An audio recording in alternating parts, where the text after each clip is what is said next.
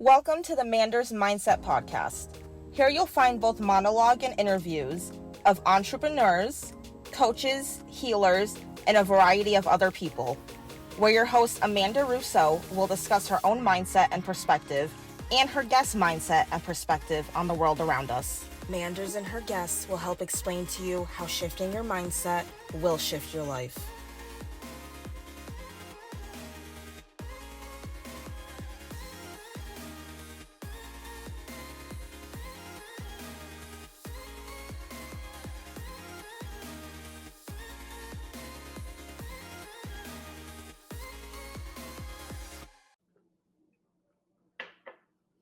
Welcome to Manders Mindset, where we explore the power of shifting your mindset to shift your life. As always, I'm your host, Amanda Russo, and I'm so excited for today's guest. I am here with Giovanna Silvestri, and she is the founder of Confused Girl in the City, an international activewear brand inspired by healing crystals and the journey of self-discovery. Her work has been featured on NBC, Forbes, and LA Yoga. She's a former entertainment industry professional turned wellness entrepreneur. She is also a lifestyle influencer and an author. She wrote an amazing book, Confused Girl, Find Your Peace in the Chaos, which is available now, and I'm so excited to speak with her. Thanks for joining me. Thank you for having me. Of course. So who would you say, Giovanna, is at the core? Who am I at the core?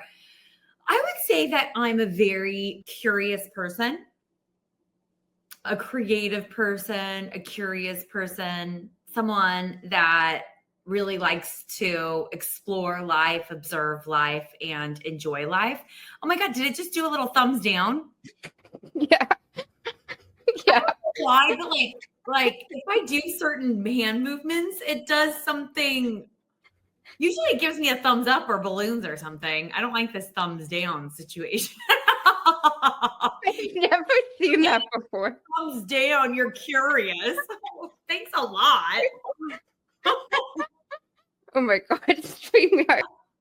I've never seen that before. No, everybody, this happens to me, but it usually always gives me a thumbs up. I guess it didn't like my answer, so whatever. Have you always been a curious person? Yeah, I was a very curious child. I was one of those annoying kids that asked why. Well, why? My parents are like, oh, shut up, just because.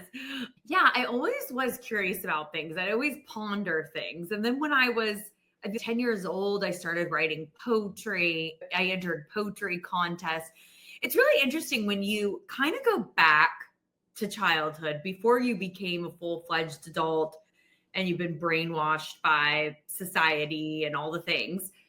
It's interesting to kind of see how you were, like ask your parents how you were and remember the things you gravitated toward, because I never thought I would write a book. I went to school for business.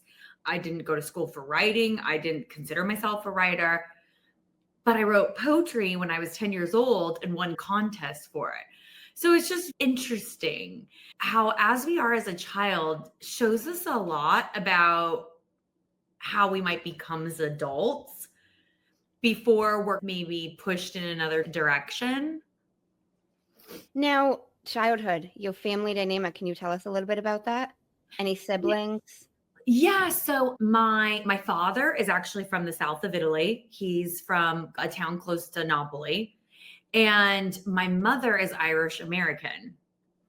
And so they met in California and got married and opened up an Italian restaurant. And so I actually grew up working in my parents' Italian restaurant, which honestly, growing up, that was just normal. But nowadays, I feel like you hardly ever see families working in restaurants together, especially in California.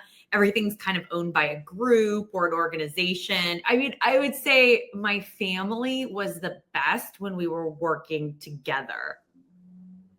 We didn't know how to actually enjoy each other and have fun outside of work. We were a good working family. And our lives did revolve around the restaurant. Did you go to college? I went to USC, University of Southern California. And so that's when I moved to Los Angeles and I got a degree in global business. And then after that, the cool thing to do back in the day, which is really kind of not the cool thing anymore, was to work in Hollywood. That's kind of what everybody was doing. And the networking was great and the parties were amazing. So I started working in the entertainment industry, and it was a great experience. It was definitely, and I write about this in my book, it was like a school of life. I learned a lot about different personalities and about myself and about what I wanted. And I am a very sensitive soul. And the narcissism and the egos and navigating that was a lot. I was good at that because I grew up also in a family business where you encountered a lot of different people at a very young age. So I knew how to deal with people, but I'm like, I don't want to deal with these people. It kind of got to a point, I was in it for quite a few years, and I'm like, is this going to be my life? This is what my life is going to be? And there's just so many like ups and downs. I didn't see myself in it. I was like, okay, I'm going to take a break and I'm going to go home to my parents' restaurant and I'm going to see if I want to take over their restaurant, because it was a successful restaurant. And my parents had it for 30 years. How old were you? Oh, how long ago was this? I was at this time when I went back to my parents' restaurant, I was like 26. Okay. So I'd been working in the entertainment industry after college. So like 21 to 26. And I had gotten high up. I worked on huge projects, worked with a lot of celebrities. Like I was going to all the film festivals and stuff. I got very high up. But then I went to the restaurant. I thought maybe I'd take that over. Because there is a pressure if you're like a child of an immigrant and they started a business and you feel this pressure to take it over. It would kind of feel awful for them to just sell it, So I did that and oh my gosh, I was miserable. I tried to convince myself that I loved it and it was great. And no matter how much I tried, I couldn't. And I was dating this guy too, who was a great guy. I mean, handsome, made good money, great body, like treated me like a little princess. Honestly, I've never dated someone after him that treated me so well. Because after him, that's when online dating started and the whole world changed. And I think all the good guys got married like him, like good guys like him got married. So, but I don't regret my decision to break up, and I don't regret my decision to leave the restaurant, because my life, I wouldn't be where I am right now, which has been such an incredible adventure. And I feel like this is my life and it feels very aligned. And that's the interesting thing too, is when I look at all of this, I was like, how I said, when I was a child, I was creative. I was writing poetry. And I remember my mom's cousins asked me as a kid, they're like, do you want to get married? Do you want to have kids? What do you want to do? I said, I want to travel the world. I had no interest in marriage and kids, where my sister was like, I want to get married and have kids. And that's what she did. Right. But my interest was really like more this adventurous life, just at my pure nature level. And I really tried to go against that. I tried the entertainment industry because it was cool and I was creative, but I wasn't really doing anything creative in it. And then I tried the family business because that's like security. And then I have this amazing guy, and then we'll stay here, we'll have kids. And this is what life is supposed to be. Like, this is what everybody wants. This is the dream, right? But yet I was miserable. And I felt like I was a zombie in my own body. Like I was just going through the motions of life. I wasn't really like alive in my life. And that was really hard to let that go, because it was really scary, because after I let that go, I came back to LA and I had nothing. Sorry to interrupt you. How long were you back at the restaurant? 2 years. So it was like 5 years in the entertainment industry, 2 years at my parents' business, to come back to LA, broke, no, romantic partner, to have no idea what I want to do with my life, feel like I haven't accomplished anything. I have no direction. And I don't even know who I am because everything I've been doing has been I thought I should be doing, or it looked cool, or that's what I was supposed to do. And I was just a mess. And I entered this big depression. And I realized that I have to stop trying to find my self-worth outside of myself. That was number one. And I think this is so huge. And I think maybe this is one of the most important parts of my book, is that I really do believe for all of us, we have to find a level of self-worth in ourselves that isn't attached to anything else. So that even if everything gets taken away from you, you still feel worthy to exist in this world. And I don't think a lot of people have that because they're constantly feeling like, oh, I have to make more money to feel good about myself, or I have to have the guy to feel good about myself, or I have to have the car, whatever it is, it's always something out there. But if you don't have it in here, once you get that thing that you thought you wanted, you're going to want something else. And then you're just on this hamster wheel of wanting things that you don't have. And that's miserable. However, it's okay to desire and want things. I still desire and want things and I go after things, but I'm not desperate about it. For instance, with my book, I left the country. I wrote this book in Bali and Berlin, came back, got an agent, and I left just going, my soul needs to write this book. I had no idea what was going to happen with it. It's not like I had anybody interested in it. Came back, got an agent, and the agent had it for 2.5 years, and I was just rejected. And it was like rejection. But my self-worth never was questioned at this time. Like I thought maybe, okay, I might have to go in a different direction. I might have to self-publish. Maybe it won't get published. I thought that, but I never thought I'm less than because I don't get this published. I'm not good enough in some way because I had done the work. And then it ended up getting published. So, I mean, divine timing, which I also write about. My father was dying of cancer, and 2 months before he passed away, 2 publishing companies had a bidding war on my book. And so I got a bigger advance than I ever thought I would get. I mean, the whole experience has just been out of this world amazing.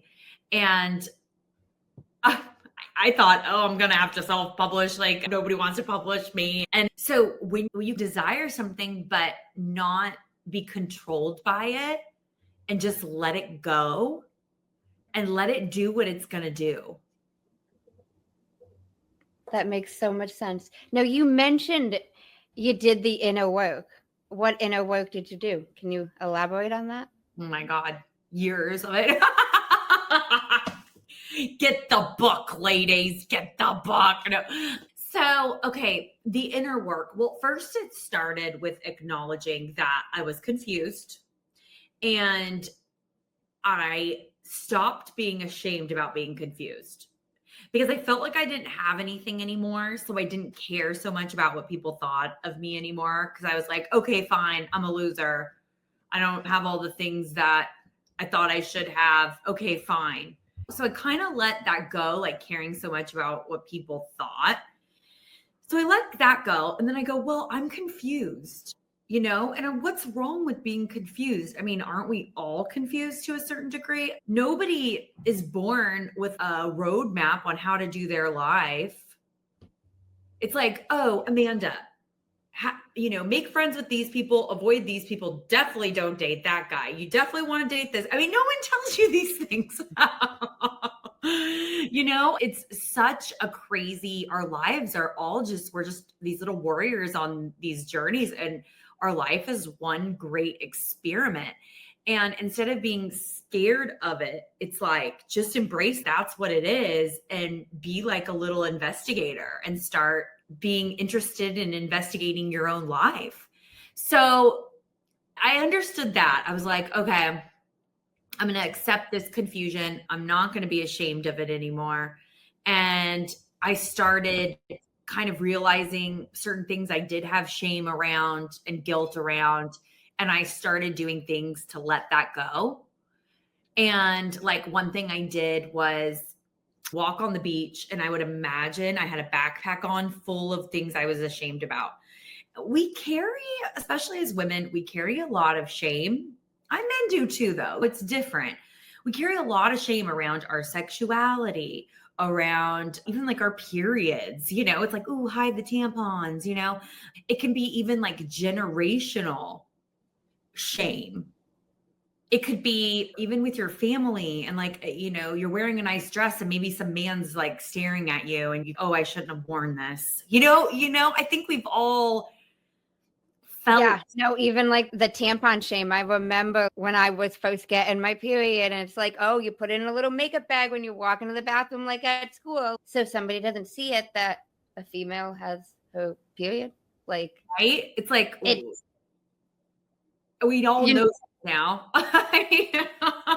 And then even when we have our periods, it's like we can get a little crazy because our hormones, it's like if I injected a man with a ton of hormones, he'd act crazy too. So it's just our hormones are just going crazy. And instead of our parents also telling us this and our teachers telling us this is normal, that you feel like this, it's normal to get depressed, it's normal to feel this way. Here are some strategies to get yourself through it. Here's some meditations. I remember growing up thinking once a month, I was legitimately crazy. There was something legitimately wrong with me. And then you kind of get shamed if you get a little hot-headed or you get a little irritated or like, ooh, what's wrong with you? You know? And it's like, we got freaking periods and some people have them worse than others. And I do. I have that PMDD, which is like, just means you have really like intense emotional ones. Anyway, going back to the shame part, we carry a lot of shame about a lot of stuff. It could be even generational. You know, it's like shame from your family that you took on. So I was like, this needs to go because this was like a little cloud over my head, this little shadow that followed me. And so I would walk by the beach. I would imagine all of my shame in a backpack and I would put my back to the water and I would just like release the backpack, this imaginary backpack. And I would imagine it going into the water and being taken away by the waves. And I would do this every day. And it was like, I felt after doing this for a while, it's like, I felt lighter and lighter. And then eventually it was just gone. That's what I think these rituals and things like this are incredibly powerful. Incredibly powerful. They actually do work. I like that. I really like analogies as well. And even like the visual of like, you're letting it go. Like it's on your back and you are letting it go. Yeah. Because it was like a heaviness on me. And I realized some of this stuff isn't even mine to carry. Some of it was like growing up Catholic. Some of it was from my family. It's not like I'm a serial killer that needs to feel bad about something. I really haven't done anything that bad. It was interesting because kind of going on that journey too, there were certain things I felt guilty about. And if I still had somebody's contact number, I actually did call them or write them an email to apologize.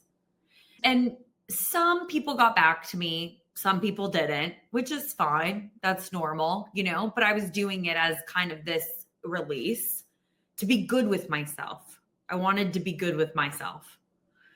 I think that's a very important thing for all of us to be able to look yourself in the mirror and feel good about it. Definitely. I like how you mentioned about the ritual. I want to transition a tad. In the book, you mentioned about clutter and about the mindset around clutter. And I loved your ritual of before you buy something, you get rid of something else. Yes. Yes. And loved that. Loved that. Like I could never explain like the science around the energy of clutter, but oh my God, I talk about that a lot, like in different instances. Like you feel the anxiety of like too much shit. Excuse my language, but like too much shit. Like I feel it. And it's like an energy. And people are like, what do you mean it's an energy? Oh, it is. Oh, it definitely is. And I really understood that because my mother is like a mini hoarder. She doesn't mean to be. It's not like our house is, I mean, her house is beautiful and it's clean and everything, but it's just so much stuff everywhere. It's everywhere. You can't open up a drawer without it being full to the brink with stuff. And growing up like that, I didn't like it. And I didn't understand it. And I think that's also a very generational thing. I think that generation also, they inherited like their grandma's china, and then their mother's china, and then their mother's armoire, and then all of these things they inherited and they kept, which is sweet and all, but it's like, oh my gosh, I'm going to inherit like some china and some like the armoire is going. I might keep the china, and even like special silverware that you have to polish, that you only use at holidays. It's just this stuff that our generation doesn't care for and doesn't really have, that they just like kept everything. And I mean, my mom still had like my Barbie boat from when I was a kid. I had a Barbie boat. I had like a Barbie house. She still had like all of that stuff. It's, oh my gosh. So that I actually was inspired to write that chapter because of her, because I see how overwhelmed she is all the time and how much anxiety she has all the time. Because, and another thing, she has like the nicest appliances in her kitchen, where my appliances are 20 years old, but they still work, right? And they're just like average appliances. My dishwasher doesn't need a special dishwashing thing. My mom's dishwasher needs special salt. That is hard to get, by the way. There's like one shop in our town that actually had this. You had to pre-order it, okay? Then she would have to like put this special salt in and then run this special dishwasher. And this dishwasher just beeped like crazy. It had I was like, this is the most annoying dishwasher I have ever seen. Also with her cappuccino machine, also very annoying. It was like built into the wall.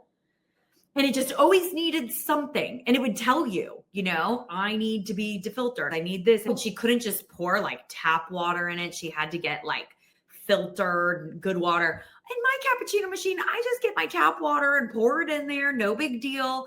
So I was like, wow, with expensive things comes a lot of maintenance. And I was like, I don't understand how this is luxury. Like luxury for me is less work, not more work. Yeah. Luxury for me is like cleaning like a few things, not like a ton of things. So my definition of what luxury is and what I value really was kind of defined by a lot of my mother's stuff. I went in the opposite direction. And then what was the real pivotal point for me, where I really realized you really don't need that much, is when I left the country for 2 years. And I rented out my place. I left with... When you went to Bali? Yes. And I left with just a suitcase, a backpack, my laptop. And I left. Did you know you were going for 2 years? I thought I was going to go for a year. I didn't think 2 years, but I'm so happy I did, because I left in 2018. So I got to do it before COVID, and everything changed so much after COVID. I was really happy to experience Southeast Asia and even Europe for a year before COVID.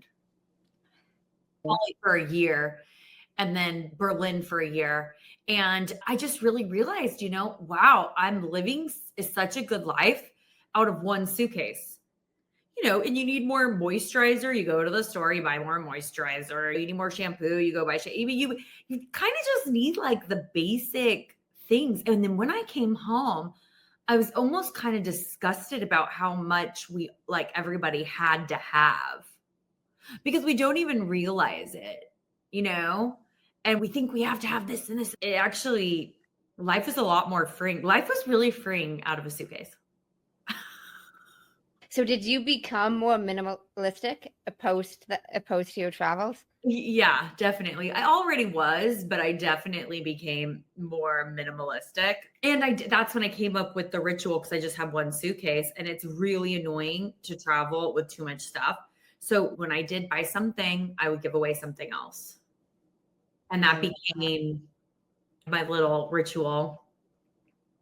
I think that's sweet and sentimental too, you know? You're giving away something. Even besides the clutter, it's a nice gesture, you know? Oh yeah, I think it's a really great thing to do and I still do it. Like I clean my house, but like I'll have a cleaning lady come once a month for a deep clean because I'm not good at the deep clean. I can't get the house to smell like when they do. When they come in and do it, it's like the house just smells and feels so clean. I'm like, I can't do that no matter how hard I try. I just am not talented in that arena. So once a month she comes and Alejandra comes and she'll leave with just a bag full of stuff. Like shoes, clothes, treat, whatever. She always knows, okay, like I'm going to leave with some stuff. You take it or give it to people you know or I actually love giving away stuff. It feels so good. I agree. Now, you mentioned you wrote your book when you were in Bali and when you were in Berlin. Yes.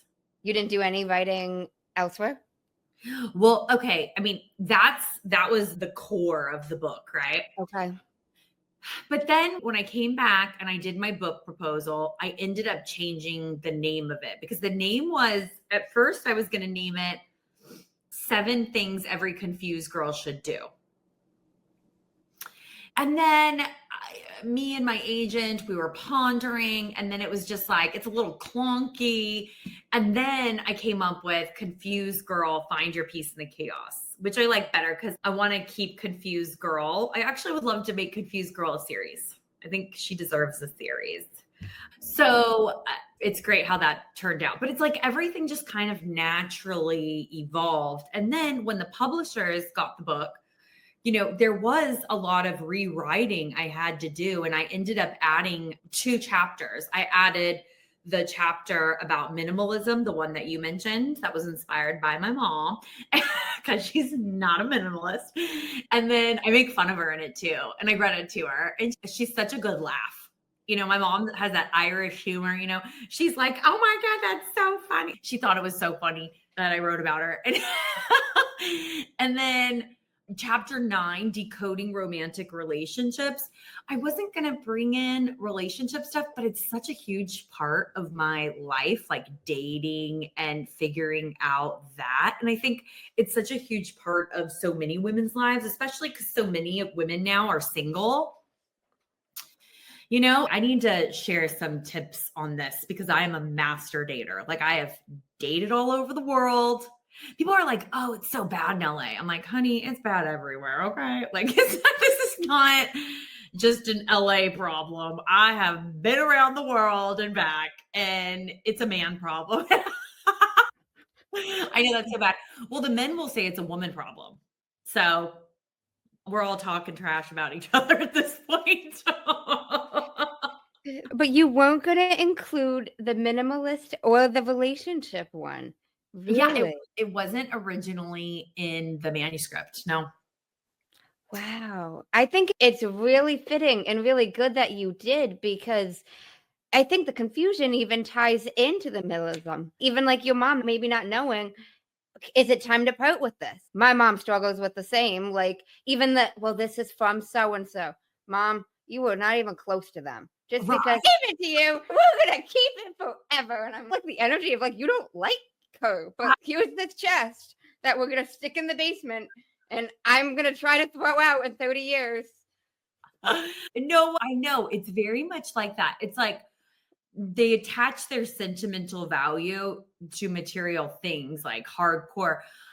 I have sentimental value toward my dad's jewelry and maybe some pieces of clothes that he had, right?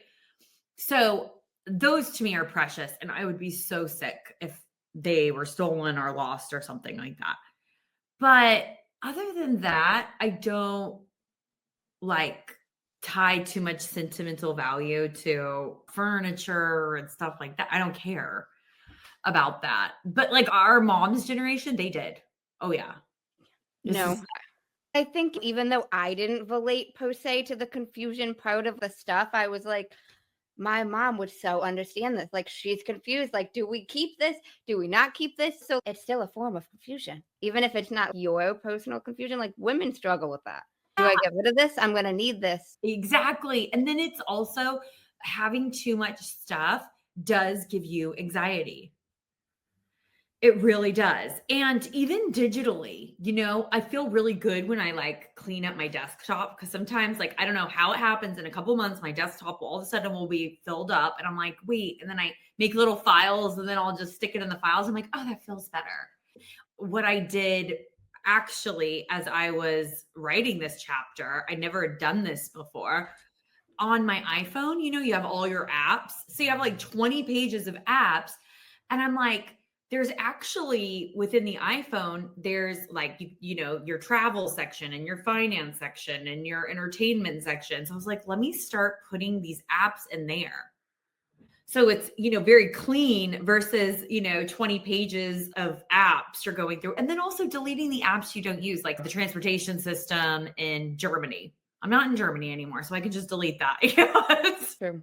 That's true. I think it's really good that you added those chapters though, because like the relationships, even if you're a woman and you're in a relationship, like you experience some confusion. Like I heard a different podcast you were on talking about some woman, like, and she's in her 50s going on dates and getting ghosted. Like, but even if you're in that relationship, us women deal with like confusion, Yeah, no, I think our relationships are some of the hardest things. And I think it's even more difficult now because it's like we want something that might not exist.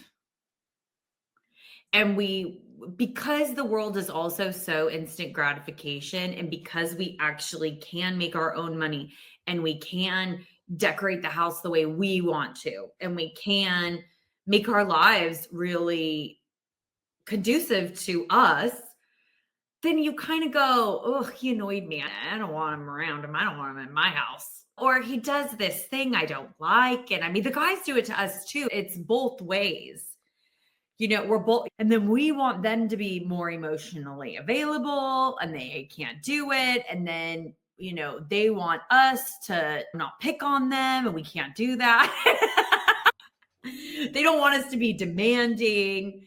And it's like, we feel like we're not being demanding. We're just wanting them to be human. I had a friend of mine in Texas. She actually is going through a separation with her husband right now. Talk about confusing. And she went to a therapist and the therapist told her this. And I thought this was actually brilliant. The therapist said, if you can kind of look at it this way, men are slightly autistic and women are slightly bipolar.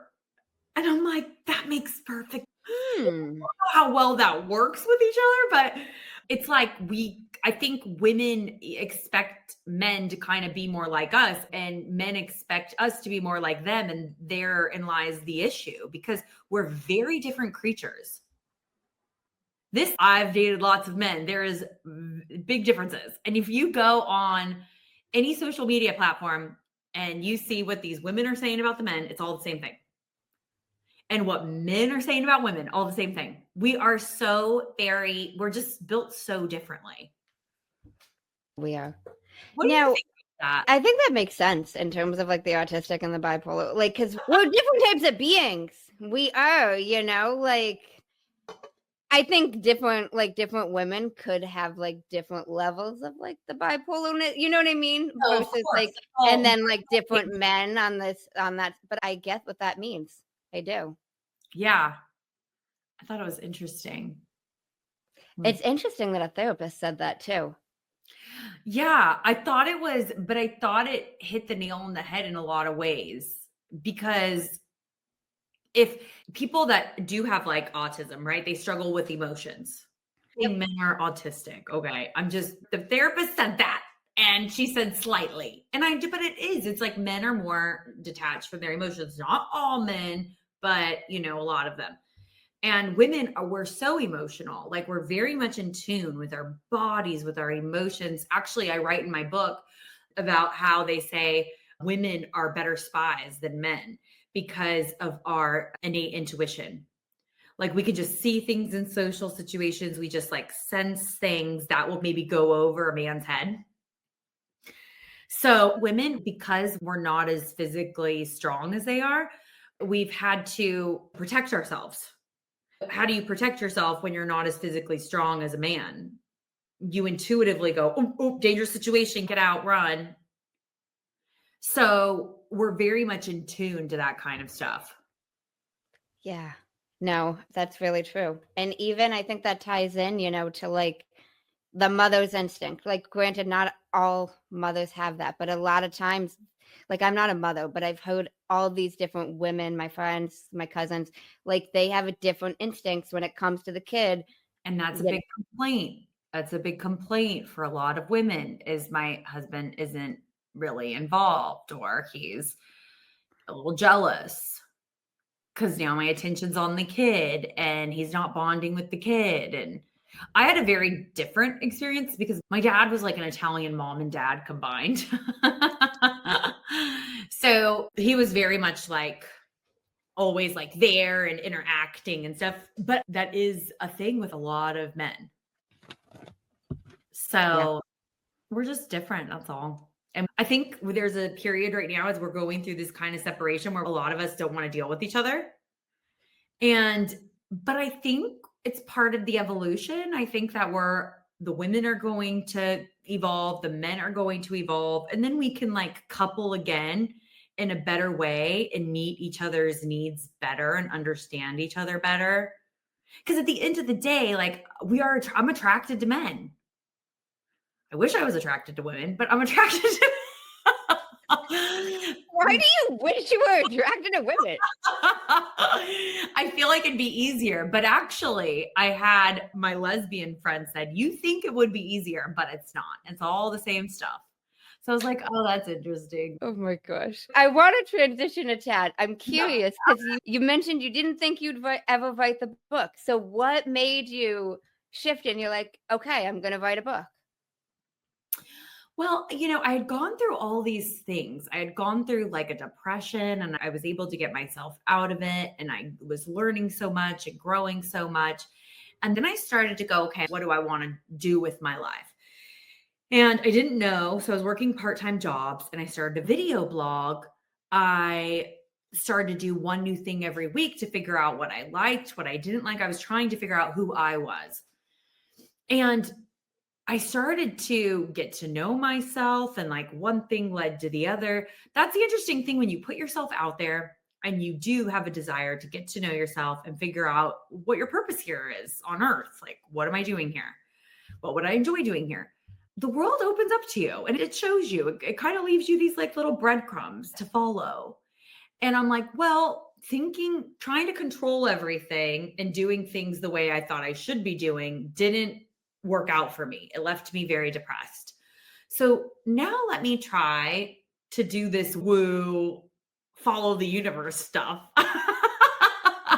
which does feel very woo and feels like kind of scary because you're like, what the heck am I doing? Am I some crazy hippie that's not on drugs, But I'm like, okay, that didn't work. Very logical. I'll see if this works. And so I just started following the breadcrumbs and it was just like one thing led to the other. And I ended up starting a yoga wear line kind of before everybody started yoga wear lines. Like Lululemon was very niche and there was just a couple of yoga brands. And so I'm definitely like an OG of the yoga leggings. And so I created a line and it did really well for around 5 years. While it was doing well, and my Instagram following was building up. And it was so weird. I was driving to my parents' house and it was just like, hit me, you're going to write a book. And then I got all excited. Like my whole body just was like flooded with joy and enthusiasm. And I was just so excited. And I thought, okay, but I'm going to do this differently than I've done everything else in my life. I'm not going to be like a bulldozer that needs to get it done right now. I said, no, I want to organize my life. I want to leave the country and I want to write it abroad in a very peaceful setting. And I want to enjoy this. I want this to be done in a state of joy and not a state of overwhelm. I love that. I love that approach. You want it to be done in a state of joy. And you knew you wanted to write it abroad. Yes, 100%. Wow. 'Cause- Okay. So did you wait to start writing until you left? Yep. Yeah, I did not write. And the whole thing was written while I've been abroad. And so when did you go to Bali after this revelation that you're like, I'm going to write a book? How long after that did you go to Bali? So it was a year. It took me a year to organize. It took me a year to organize my life, and I made my business completely mobile. I had to change things around and and then organize myself to go, rented out my place. And so it did take a year to do that. So nothing about this book situation was quick. I mean, from the time I left, from the time I got the idea, it's been 8 years. Now, is there a reason you went to Bali? Well, I had a friend that had been in Bali, and they're like, "You will love it." One, it's inexpensive, and I wanted to be in an inexpensive place because I didn't wanna have to worry about money. And it's also the type of place where you can eat out every day. And it is very touristy, so they have amazing restaurants and the scenery is gorgeous, and it's also very spiritual, and the yoga scene's really big there. Because I was like, I want to do yoga every day, then I want to go to a cafe and write. And I just rented a little hole in the wall. I mean, I didn't have a kitchen, I didn't have anything luxurious because I was like, I'm going to eat out every day. And then they would come in my place and clean it every day. I think I paid like $460 a month for it. And then I spent about $30 on food a day. Cause I mean, I was having like cappuccinos and green juices and a coconut and like, nice chicken and rice. And so most of my money went to food actually. And then I got to explore the island, and my friend highly recommended it. And then of course, like Eat, Pray, Love, she went to Bali, and it was just, there was a hype around Bali at that time. I think there still is a little less, but there was definitely a hype around Bali. And I'm like, I gotta go. It just hit all the things for me.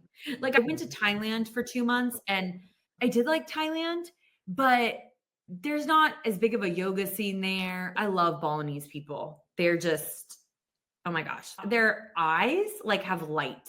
They have light coming out of their eyes. They're just very alive. They're very spiritual. They're very hospitable, loving. So I loved being in their atmosphere. I get that. Wow. That's magical. So now, who would you say your book is ideally meant for? Obviously, the confused girl, but I would say my book is, it's meant for everyone, really. I mean, because I even had this woman who's 56 years old read it. And she was like, this is so refreshing. It's such a good reminder, like that even when you're older, you don't have all the answers. And, there are tools that and even she said for her daughters, like she picked up tools from the book that she can help her daughters with and stuff. So I think it's for everyone, but probably ideally it's like 20s, 30s, 40s, probably in that range. But there's so many things in there too that my mom needs. I thought the same. My mom's in her 60s, so she will kill me doing this, but she's in her 60s, and I know she'll relate to some of it herself as well. So. Yeah. I think at the end of the day, we're confused at any age because even you have kids, you have a family, but then your kids leave the house, they go to college. You're an empty nester. You're confused about that. You feel like your life's over, you're alone now. I mean, life's always going to change. No, 100%. And even if you don't have kids, like even if you're in that relationship, there's still going to be something that happens that's confusing. Like maybe your partner needs a surgery, whatever it is, like confusion will come up. What's the best? So it's really just, I just wanted to give a guideline to people who are going through confusing moments, and also reminding them to reconnect with themselves and ask themselves, okay, what do I really feel? What do I really want? And giving permission to be with yourself, because that's honestly the most important thing. That's where all the good answers come from. Permission to be with yourself. I love that. And I love the title you went with, Confused Girl. That was perfect. I like that one better than the seven things, just my opinion. But so much better. It's so much better. well, thank you so much for speaking with me. I really appreciate it. Oh, thank you for having me. Of course. Have you heard of a man named Jay Shetty? Oh, yeah. I love him. I'm a big fan. He Okay. has a podcast called On Purpose, and he ends it with 2 segments, and I stole them. I give him a little bit of credit because they're not my questions. Okay. First segment is the many sides to us. There's 5 questions, and they need to be answered in 1 word each. Oh, geez. Okay. It's hard for me. What is 1 word someone who was meeting you for the first time would use to describe you as? Energetic. What is 1 word someone who knows you extremely well would use to describe you as? Hysterical. What is 1 word you'd use to describe yourself? Curious. What is 1 word that if someone didn't like you or agree with your mindset would use to describe you as? Aggressive. What is 1 word you're trying to embody right now? Fun. Second segment is the final 5, and these can be answered in up to a sentence. What is the best advice you've heard or received? Okay, wait, these are no longer 1 word. These are a sentence. Okay, a sentence. Okay, the best advice I've ever received. I think life is short and you have to enjoy it. Why is that the best? Because I think, it is short and you don't know when you're going to be taken away. And if you don't enjoy some of it, then what's the point? Yeah, no, that's so true. What is the worst advice you've heard or received? He's just not that into you. Why is that the worst advice?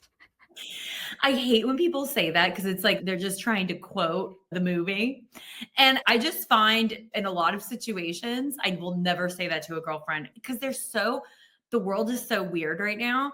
And I'm like, yeah, maybe he's just not that into you, or he's just really shy, or he doesn't have his life together, or he thinks like he's scared of you. I mean, there's a lot of other different things than he's just not that into you. And I just think people use that as like a blanket statement for everything. And I think it's hurtful. And I know I've been hurt by it. And I also knew when it was true and when it wasn't true. That's true.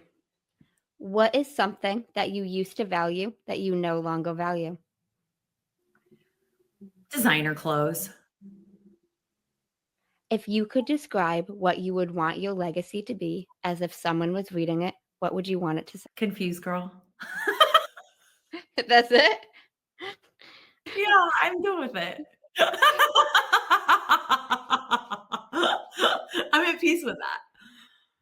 If you could create 1 law in the world that everyone had to follow, what would it be? And I want to know why.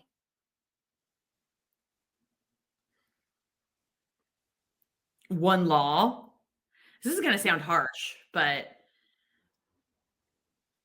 I think all pedophiles should be put away for life. Why would that be the law? Because I think the destruction that they do to people's lives is just like the worst kind of destruction. And I don't think those people should get out of jail, or I think they should be in jail for life. They should never be around other people. They should just be together, put away somewhere on an island. And yeah. Well, thank you so much for speaking with me. I appreciate it. This was a blast. Thank you so much. Thank you so much. I really enjoyed it. And that was really fun because, just to let everybody know, we didn't rehearse that. I had no idea. Like that was totally off the cuff. You're so funny. Oh my gosh. And where can listeners connect with you? So you can go to my Instagram at Confused Girl LA. You can also go to my website, confusedgirlinthecity.com, and get my book. If you actually pre-order my book now, you'll enter to win a 2-night stay in Maui in an oceanfront room in my favorite hotel. Yeah, Wow. and a $100 gift card to my store. So like this is from my store, this crop sweater. So, and you could just, go to my website and then there's all the links. You can get my book on Amazon, Barnes and Nobles, and Target. Awesome. I will link all of that in the show notes. And I do just like to give it back to the guest. Any final words of wisdom you want to share? I just think that you all need to go out and buy my book. Okay, those are my no. Oh, no, I think it's really important, especially right now, because the world's so chaotic and the media and the news and it's all crazy. I think it's really important to connect with yourself and ground yourself and have things within the day that you really enjoy and just feel grateful for, whether that's a walk, whether that's, I love my cappuccinos in the morning. I just like sit there and I'm like, I'm so grateful for you. As I wake up, I think those are the moments in life, the simple moments. But if you can't appreciate those, you won't be able to appreciate the big ones. So, yeah. That's facts. That's facts. Thank you so much. Thank you, Amanda. This was fun. Thank you. Of course. And thank you guys for tuning in to another episode of Manders Mindset.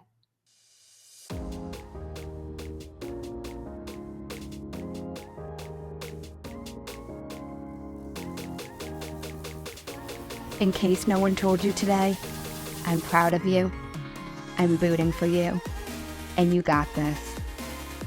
As always, if you enjoyed the show, I would really appreciate it if you would leave me a 5-star rating, leave a review, and share it with anyone you think would benefit from this.